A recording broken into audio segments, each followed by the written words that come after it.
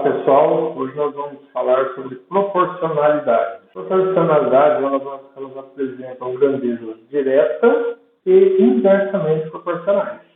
Tá? Então, essas grandezas podem ser classificadas como direta e inversamente proporcionais, dependendo da relação das medidas de uma grandeza com a variação das medidas da outra grandeza.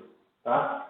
Então, essa vai ser uma aula mais teórica, tá? Só para a gente fazer uma análise e entender qual a diferença entre uma grandeza direta e uma grandeza inversamente proporcional, tá? Então, uma grandeza é um ente que está relacionado às medidas dos objetos, não aos objetos em si, mas aos tipos de medidas que podem ser observadas neles. Em uma barra de metal, por exemplo, é possível perceber diversas grandezas: comprimento, massa, né, que é o peso, e volume. Tá? Então, essas grandezas elas têm uma relação. Tá? Nós vamos analisar aqui agora o que quer dizer grandeza diretamente proporcional. É pelo fato de duas grandezas serem proporcionais que, quando há variação dos valores de uma delas, os valores da outra também variam na mesma proporção. Como assim? Se eu estou trabalhando com duas grandezas, se uma aumenta, a outra aumenta, elas são diretamente proporcionais. Se uma diminui, a outra diminuiu também, então elas são diretamente proporcionais. Então, um exemplo que eu trouxe aqui, a pessoa vai ao supermercado e ela compra 100 gramas de mussarela por R$ 3,50. Aí, de repente, ela resolveu, não, vou levar 200 gramas de mussarela. Ela vai pagar R$ 7,00. Por quê? Porque o peso, né, a massa ali, está relacionado ao valor que ela vai pagar. Então, se ela comprou 100 gramas, custa R$ 3,50. Se ela dobrou o peso, o preço vai dobrar também. Tá? Então, como que eu posso observar e descobrir se elas são diretamente proporcionais? Fazendo essa análise que nós fizemos, né? Aumentou o peso, aumentou o preço. Né? Então, ou ela ia comprar 200 gramas e resolveu, não, vou levar 100 gramas somente. Diminuiu o peso, diminui o valor também. Tá? Então, aumenta dos dois lados ou diminui dos dois lados. Isso quer dizer diretamente proporcional. Como que eu posso descobrir isso? Se eu pegar, como ele está dizendo aqui, quando x e y são duas grandezas diretamente proporcionais, elas aumentam ou diminuem simultaneamente e proporcionalmente. Ou seja, se eu pegar o y e dividir pelo x, é constante essa divisão, ele vai gerar uma constante. Então, resultando em y igual a k vezes x, e k é uma constante. Nossa, mas o que é isso? Que negócio meio louco, né? Então, só para vocês entenderem. Se eu pegar isso aqui, 3,50 e dividir por 100, dá 0,035. Se eu pegar 7 e dividir por 200, também vai dar 0,035. Então, esse 0,035 que eu achei aqui é o valor do K. Então, se eu pegar aqui, ele chamou, no caso aqui, o Y de 3,50. Se eu pegar o K que eu falei, 0,035, e multiplicar por 100, que é o valor, vamos dizer que o X é esse, eu vou ter o valor de 3,50. Se eu pegar 0,035 e multiplicar por 200, vai dar os R$ 7,00 aqui, certo? Então, se você fez essa divisão para esses dois números, e depois fez para esses dois e o valor deu o mesmo, isso significa que essas grandezas são diretamente proporcionais. Olha aqui, grandezas inversamente proporcionais. Traduzindo para vocês, o que é isso? Isso aqui é quando você aumenta algo e do outro lado, a outra grandeza que você está analisando, ela diminui. Então, o exemplo que eu trouxe para vocês aqui é de uma fábrica de sapatos. Ela produz uma determinada quantidade de pares a cada 12 horas, com 24 funcionários. Aí, depois de um tempo, o dono da fábrica, ele contratou mais 24 funcionários, ou seja, ele dobrou o número de funcionários. Ou seja, se eu dobro o número de funcionários, o tempo de fabricação vai diminuir. Né? Por quê? Porque se é mais gente trabalhando, então vai fazer aquela quantidade num tempo menor. Então, observem que a partir do momento que ele dobra o número de funcionários, o número de horas divide por 2. Com 24 ele gastava 12 horas para fazer, com 48 ele vai gastar 6 horas para fazer. Qual a outra forma que eu posso analisar para que eu tenha certeza que essas grandezas são inversamente proporcionais? Diretamente, a gente fazia divisão. Aqui a gente faz uma multiplicação. Se eu pegar 12 vezes 24, dá 288. Se eu pegar 6 vezes 48, também vai dar 288. Tá? Então, quando eu faço essa multiplicação de um pelo outro, se eu multipliquei esses dois números, depois multipliquei esses dois números, deu o mesmo valor, isso significa que essas grandezas são inversamente proporcionais. Vamos analisar algumas situações agora. Aqui, ó, tem a letra A. Tempo gasto em uma viagem de carro é proporcional à velocidade média do veículo? Sim, é proporcional. Quanto mais você aumentar a velocidade do carro, menos tempo você vai gastar para a sua viagem. Então, é uma grandeza proporcional, né? E inversa, né? Porque quanto mais velocidade eu tiver no carro, menos tempo eu gasto. A letra B. O número de palavras ditas por um jornalista em um telejornal é diretamente proporcional ao tempo do programa? Sim, é diretamente. Quanto mais tempo ele tiver para falar, mais ele vai falar. Diminuir o tempo de fala dele, ele vai falar menos, né? Diminuir o tempo de programa dele, ele vai falar menos. O número do sapato calçado por uma pessoa é diretamente proporcional à sua idade. Nada a ver isso, né? A pessoa chega em um determinado momento e o seu pé para de crescer. Então, se eu fosse analisar isso aqui, se fosse verdadeiro, a hora que o pé parasse de crescer, eu ia morrer, porque a minha idade ia parar. Então, não tem nada a ver uma coisa com a outra, né? A média de combustível gasto por uma moto em uma viagem é diretamente proporcional à distância percorrida por ela? Olha, isso aqui é uma pegadinha. Por quê? Porque aqui não está falando da quantidade de combustível, está falando da média de combustível. Então, isso aqui não há proporcionalidade. Por quê? Porque se ele andou 100 km e ele gastou 5 litros, significa que ela andou 20 km por litro. Mas se ele andou 40 km e gastou 2 litros, a média vai ser novamente 20 km. Então, a média ela não se altera. Então, aqui não é direto. O valor total pago por determinadas bolas de futebol é diretamente proporcional ao número comprado? Sim, quanto mais bolas você comprar, mais você vai pagar. O número de passos dados por uma pessoa é diretamente proporcional às horas que ela passa acordada? Não. Não, porque você não tem uma constância, você não fica o tempo todo andando, dando o número de passos por tempo determinado, né? Então, em cada momento, você tem um ritmo. Então, isso não é proporcional. O consumo de energia dos aparelhos eletrônicos é diretamente proporcional às suas potências em watts. Quanto mais potente, mais ele vai gastar de energia. Menos potência, menos energia ele gasta. E o número de botões de um controle remoto é diretamente proporcional ao tamanho da televisão. Nada a ver uma coisa com a outra, né? O controle remoto ele é universal, ele serve para qualquer televisão. Então, essa aqui não é diretamente proporcional. Bom, então, eu trouxe algumas situações para a gente analisar e discutir um pouquinho o que é grandezas diretamente proporcionais e inversamente proporcionais. Bom, pessoal, então aqui eu trouxe algumas situações para vocês. Nós discutimos a questão da proporcionalidade. E agora eu vou entrar numa orientação do caderno do aluno, né, para que vocês consigam resolver essas atividades. E para quem não é aluno, pode acompanhar essas atividades e utilizar como uma retomada de conteúdo. Tá? Mas antes de dar essa sequência, eu gostaria que você desse uma pausa no vídeo aí, clique no curtir, dá um like daí, porque quanto mais curtidas vocês derem, mais o YouTube, o Instagram, ele vai disponibilizar esse material para mais pessoas. Tudo bem?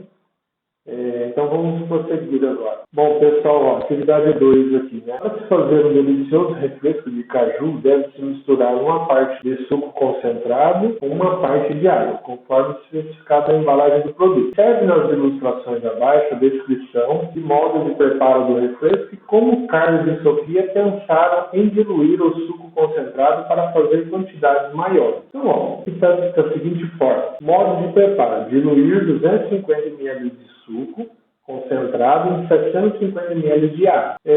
Isso aqui para fazer 1 litro de refresco. Carlos pensou o seguinte: vou usar 1 litro de concentrado e 4 litros de água para fazer 5 litros de refresco. A Sofia: vou usar 1 litro de água de suco concentrado e 3 litros de água para fazer 4 litros de refresco. Então é o seguinte, ó, o Carlos ele vai usar 1 litro de concentrado e 4 litros de água.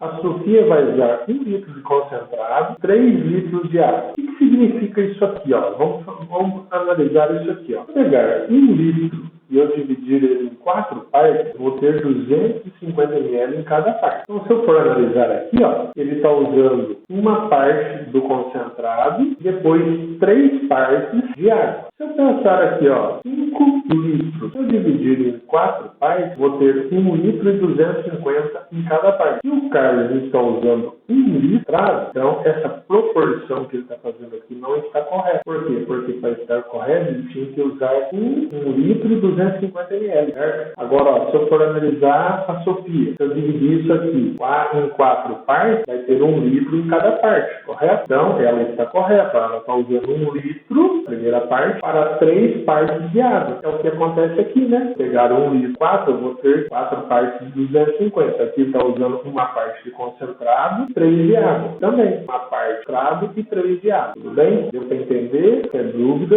entre em contato, tá? Atividade 3. Observando a sequência abaixo, percebe-se que com 3 palitos formam-se um triângulo. Com 5 palitos formam-se uma fileira com 2 triângulos. 7 palitos formam-se uma fileira com 3 triângulos e assim sucessivamente. Complete a tabela com os valores de x, y e z. Então, ó, você vai analisar, né? A figura 4, quantos palitos seriam necessários? Aqui, na figura seria essa aqui, ó, e vai ter 13 palitos, tá? E quando eu tiver 10 triângulos, quantos palitos eu vou ter? Tudo bem? Você vai fazer essa análise, vai pensar nessa sequência e você vai ver como você vai preencher aqui. Na atividade 4, então assim, ó, em um laboratório, os funcionários observam diariamente o crescimento de algumas plantas. O gráfico abaixo representa o crescimento de uma delas. Mantendo-se a relação entre o tempo e a altura, qual será a altura dessa planta no 20º dia? Então, ó, depois de 5 dias, ela media 1 centímetro. Depois de 10 dias, ela estava medindo 2 centímetros. Então, quanto ela vai medir no 20º dia? A hora que o T aqui valer 20. Quanto que ela vai estar medindo? Tá? Bem tranquilo essa questão, né? Aí aqui, ó, a atividade 5. A tabela abaixo representa alguns valores de uma função no qual T corresponde à temperatura da cidade do Rio de Janeiro, em graus Celsius. E H são as horas passadas no decorrer do dia. Então, ó, 8 horas, 28 graus. 11 horas, 32 graus. 15 horas, 36 graus. Analisando os dados da tabela, constata-se que a temperatura aumentou mais rápido entre 8 e 11 horas, entre 11 e 15 horas, ou aumentou na mesma proporção nos dois intervalos. Tá? Então, você vai analisar aqui esse aumento de temperatura e vai marcar a alternativa que você acha que é correta. Tudo bem? Depois, a atividade 6, ela é uma atividade do SAREF 2010. A relação entre a pressão e a temperatura de um gás, quando este é mantido em um recipiente de volume constante, é definida pela relação P dividido por T, igual a A. Ou seja, a razão entre a pressão e a temperatura é constante. A tabela seguinte mostra para um determinado gás a evolução da pressão em relação à temperatura. Então, olha, Temperatura 300, pressão 60. Temperatura 400, pressão 80. Temperatura 700. E aí? O que eu vou pôr aqui? Então aí você vai analisar. O valor que está faltando na tabela é 100, 140, 150, 170 ou 180. Você vai analisar e responder. Você vai analisar o que aconteceu com a proporção aqui, né? Ó, 300 dividido por 60, vai dar quanto? 400 dividido por 80, vai dar quanto? O valor que você colocar aqui embaixo, os 700 dividido por esse valor, vai ter que dar o mesmo resultado dessas duas divisões aqui. Atividade 7. Essa atividade foi aplicada na AP de 2016. Então, a tabela a seguir informa a vazão de uma torneira aberta em relação ao tempo.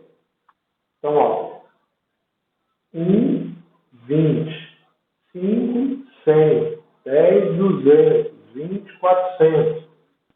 A expressão que representa a vazão em função do tempo é.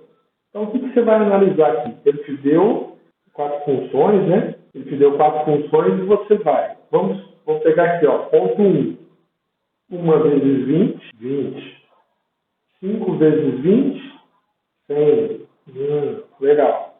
Aqui embaixo, ó, 1 mais 100, 101. Eu tenho 101 aqui? Não tem. Aqui, ó, x menos 200. Ó, 1 menos 200 dá menos 199. Eu tenho menos 199 aqui? Não. 5 vezes x vezes 400. Ó, 5 vezes 1, 5. Vezes 400, vai dar 20? Não vai dar 20. Né?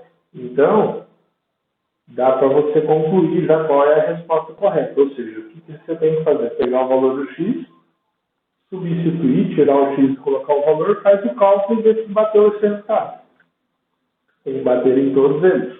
Aí é a função que está representando aquela relação ali. Atividade 8. Ó. A tabela a seguir informa a capacidade em metros cúbicos de uma represa que estourou, sua barragem se rompeu. Em relação ao tempo em minutos, a represa inicialmente tinha capacidade de 200 metros cúbicos de água e após 20 minutos, devido à queda contínua da barreira, ficou com apenas 10 metros cúbicos de água. Então, lá, tempo e vazão de novo. Ó. 1, 20, 5, 100, 10, 200, 20, 400. A expressão que representa a vazão em função do tempo é... Aí, ó, de novo, né, você vai fazer a mesma coisa que fizemos na atividade anterior, você analisa e marca a alternativa correta. Pessoal, ó, questão 9, né, atividade 9 aqui, ó, ela é da AP, então, ó, o comprimento C de uma circunferência é uma função do diâmetro D. A variável C é diretamente proporcional a D. E temos que o C é igual a F de D, né? C ou F de D, tanto faz. Então, C é igual a π vezes D.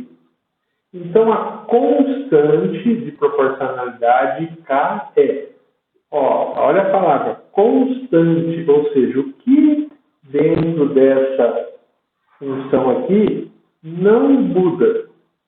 Tá? Então, o K aqui, ele tem que ser igual a 2, igual a π, igual a 2 dividido por π, 2 vezes π. Dentro dessa função, qual o valor que não muda?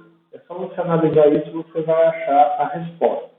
Tudo bem? Atividade 10. Num movimento, o espaço percorrido é diretamente proporcional ao tempo, mantendo-se constante a velocidade. O professor Demóstenes deslocou-se no seu automóvel durante 4 horas a uma velocidade média de 90 km por hora. A função que representa corretamente a relação de proporcionalidade direta é: a velocidade média vai ser o espaço que ele percorreu dividido pelo tempo? Vai ser o espaço mais o tempo dividido pelo tempo? Vai ser o espaço menos o tempo dividido pelo tempo? Vai ser o espaço vezes o tempo? Ou vai ser o tempo dividido pelo espaço? Então, ó, o que acontece aqui? eu vou fazer uma viagem, tá? Eu vou percorrer 200 quilômetros. Eu gastei 5 horas para percorrer esses 200 quilômetros. Como que eu faço para eu descobrir a minha velocidade média? Eu vou pegar o tempo que eu andei e dividir pelo espaço? Eu vou pegar o espaço e dividir pelo tempo? Então aí você vai analisar, né? Você vai analisar as alternativas e marcar um X. Tudo bem? Então essa era a situação de aprendizagem 1 da primeira série do ensino médio, tá? Se você ficou com dúvida, entre em contato, tá? Vocês têm todos os meus contatos ali, né? Vocês fiquem à vontade para mandar mensagem, pode deixar comentários. Não esquece, é muito importante você deixar seu like aí. Compartilhe esse vídeo com um amigo que esteja estudando a mesma série sua, que esteja precisando, tá? E, novamente, precisou, entre em contato. Até a próxima.